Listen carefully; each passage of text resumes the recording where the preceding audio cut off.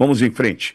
Bom, a gente começa a segunda-feira, o Luizão já chegando com participação da audiência, mas ontem, debate, e aí, Lula vai, Lula não vai, Flávio não vai, e eu quero começar falando desse assunto, porque ontem eu recebi, né, um vídeo do Flávio justificando a sua não ida ao debate.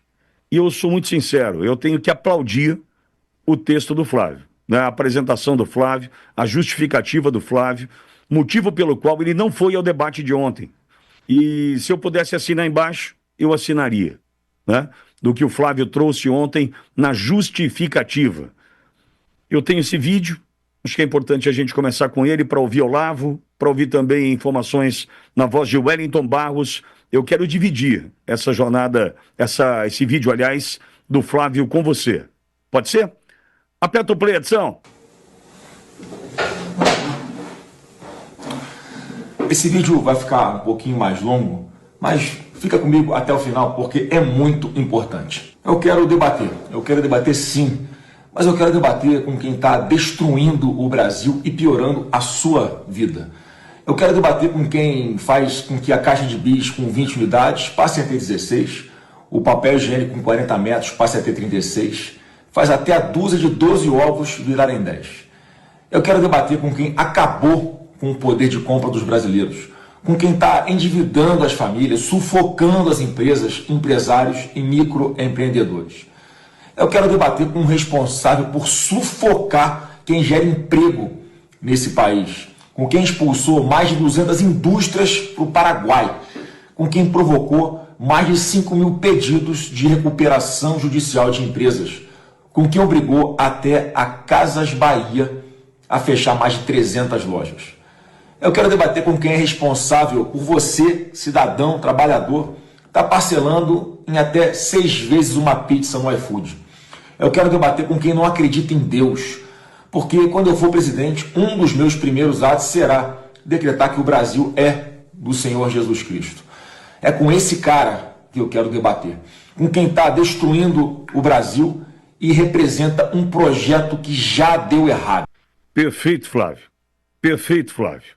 Olavo Pelegrina Júnior está conosco. Olavo, aceitei em absoluto a justificativa do Flávio. Entendo que hoje a gente não tem desse lado de direita quem esteja disposto a ajudar o Brasil do ponto de vista do debate. Vejo que Caiado poderia usar do espaço para tentar tirar votos de Flávio, não de Lula. Não de Lula. Zema, o comedor de banana com casca, a mesma coisa. Renan Santos, nem sei se foi convidado ou não, não faço ideia, um franco atirador. Que eu estou tentando dizer o seguinte, Olavo, eu aceito a justificativa do Flávio, concordo com a justificativa do Flávio, porque Lula está fugindo do debate. Flávio está fugindo dos ataques que serviriam para tirar percentual de Flávio, que está numa subida importantíssima, no momento de crucial importância da campanha, está na subida, Flávio, não deveria encarar aqueles que querem tirar os seus percentuais, mas sim aquele que está destruindo o Brasil. Eu repito, Olavo, eu aceito essa justificativa de Flávio. E você? Bom dia, Olavo. Bom dia, amigo Pitoli, amigos do estúdio, amigo ouvinte. É importante observar que a competição de Flávio é com Lula. E é com Lula que o debate deveria acontecer. Por que Lula não foi? Porque Lula não tem o que falar, isso é um fato. Lula não tem o que falar, não tem, e pelo contrário, se cobrado na essência, naqueles pontos que Flávio colocou no vídeo, o cara fez quebrar Casas Bahia. Lula fez quebrar as Casas Bahia. Lula não teria resposta. Flávio debateria com Lula. Agora, os outros que estavam ali, Caiado, o Renan, realmente um arremedo de outsider, esses sim competem com Flávio e atacariam Flávio sem qualquer misericórdia. Muito embora alguns ali, por certo, apoiarão Flávio no segundo turno, por certo. Enfim, a decisão foi estratégica, a decisão foi inteligente e a decisão foi acertada. E, Olavo, e justificada, né? Porque quando você pega, por exemplo, Casas Bahia, Olavo, eu acho que é importante a gente tentar esmiuçar, né, mastigar um pouco melhor, um tema de extrema relevância. Porque quando a gente fala de Casas Bahia, Olavo, a gente não está falando simplesmente de 300 lojas fechadas, 3.000 vagas de emprego, 3.000 pais, 3.000 mães, 3.000 trabalhadores que perderam seus empregos. A gente vai além. Olavo, só para a gente entender.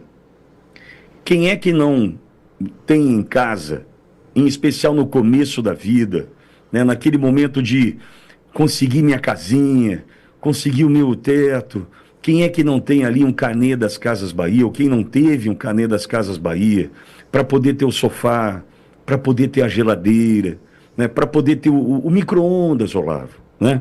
Por que eu estou fazendo essa fala nesse sentido? Para a gente entender a importância das Casas Bahia como uma gigante do varejo na vida de tantos.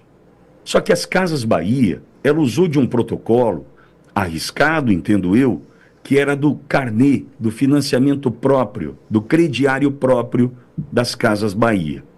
O que acontece? Lá nas Casas Bahia, quando você ia comprar no carnê, era dinheiro das Casas Bahia para você comprar o seu fogão. Aí dividia ali em 10 vezes, em 20 vezes, e esse dinheiro era da Casas Bahia, crediário próprio, certo? Certo. Como o Lula quebrou o Brasil, mas assim, quebrou em todos os sentidos. Só que nesse quesito economia, Lula quebra o Brasil de um jeito que faz com que o brasileiro, que sabe que a única coisa que lhe sobra é o seu nome limpo, esse brasileiro, ele tem que escolher. Puxa, o carnê das Casas Bahia, que me deu a chance de ter o sofá, o carnê das Casas Bahia, que me deu a chance de ter a televisão em casa, ou a conta de luz, porque senão eu vou ficar sem luz, ou a conta de água, senão vão cortar a água. E esse brasileiro começou a ter que escolher, e nós chegamos a uma dívida nas Casas Bahia, na casa de 17 bilhões de reais, uma dívida impagável. Impagável. O que nós ainda não sabemos são todas as consequências em função desse fechamento, das 300 lojas, das 3.000 vagas de emprego. A gente não tem ideia. A gente não tem ideia. Por quê? Vem aí um efeito cascata. Desde aquele prédio alugado para ser Casas Bahia na cidade, o dinheiro que circulava em função dos funcionários das Casas Bahia na cidade, no mercadinho lá do bairro, né? Naquela escola do filho do funcionário. Veja, a gente não tem ideia ainda do tamanho do estrago. A gente não tem ideia. Mas o que a gente sabe, quando a gente fala de Casas Bahia, a gente está falando de um patrimônio que ajudou muitos brasileiros no início da vida, no momento de um passo adiante, no momento da conquista da casa própria, até o sofá, até a geladeira, até aquele armário, lembra? Itatiaia de aço da cozinha, lembra daquilo? Quem é que nunca buscou Casas Bahia como uma alternativa para poder mobiliar a casa, para poder trocar o celular? Então, veja, estamos falando de um patrimônio que, em função de um Brasil destruído economicamente falando, um patrimônio que fecha as portas. Então, é importante a gente fazer essa distinção. Só que quem promove, ou quem promoveu tudo isso, e continua a promover a destruição do Brasil, vai fugir dos debates. Porque, Olavo, imagine o seguinte, o Flávio falando assim, o senhor pode falar sobre dívida, endividamento dos brasileiros? 44% dos homens já estão com o nome no SPC e no Serasa no Brasil. Olavo, quase metade da população está com o nome negativado. Ou seja, quase metade da população sem crédito, sem acesso a crédito. Não vai conseguir trocar moto, comprar bicicleta elétrica, trocar de carro, comprar numa Casas Bahia da vida. Não vai conseguir mais. 82% das famílias endividadas. Como é que Lula vai responder a Flávio? Por quê? ele pega com um percentual perto de 70% e está entregando com 82%. Ou seja, o Brasil só piorou na mão de Lula, só se endividou na mão de Lula. E ele não quer responder. Então, Flávio foge dos ataques, mas Lula foge do debate, Olavo. Insisto no ponto, Pittoli, Lula não tem como explicar. Você tocou no assunto Casas Bahia, é fácil entender ou dimensionar um pouco do que foi o estrago que atingiu essa rede com base nos juros elevadíssimos que nós temos no Brasil. Os juros elevados inviabilizaram o modelo das Casas Bahia. Vamos entender, fecharam cerca de 300 lojas, de um universo de 900 lojas. Foi 1/3 das lojas das Casas Bahia para finalização, para o fechamento, para o desemprego, como bem colocou Pittoli, prédios fechados, o dinheiro deixa de circular. 1/3 da empresa foi fechada. E o remanescente aí está buscando uma recuperação judicial. Não podemos esquecer de dizer, olha, foi o mercado virtual, a compra virtual que causou problemas na Casa Bahia. Não, mentira, Casa Bahia vende no modelo virtual também. E é importante entender que outra empresa do mesmo segmento, um tanto menor, a Marabras, também pediu recuperação judicial, só no estado de São Paulo, 135 lojas. É o estrago que está posto. Lula não vai ao debate, Pittoli, porque não tem como explicar segurança pública. Lula não vai ao debate porque não tem como explicar o número de concertinas colocadas nas casas. Sabe, eu vinha para a rádio hoje cedo, amigo ouvinte, observando os comércios, as casas com concertinas. Parece uma zona de guerra. E talvez nós vivamos uma zona de guerra. Lula não tem como explicar o aumento do feminicídio no seu governo por suas falas machistas. É por essa razão que não vai no debate. Não vai porque não tem justificativa. Ou você acha que Lula iria ao debate para explicar as ações do seu filho que, ao que parece, foram feitas sob a sua bênção? Perfeito. Olavo, tem mais um ponto que eu queria tratar, já que você aborda a segurança pública, e eu sei o quanto você conhece desse quesito, desse assunto. É muito importante fazer uma distinção. A percepção da falta de segurança pública para o Olavo, para mim, é diferente do que para a esposa do Olavo, para minha esposa. É diferente a percepção da falta de segurança pública para o homem do que para a mulher. Mulher tem um outro sentido, a segurança pública.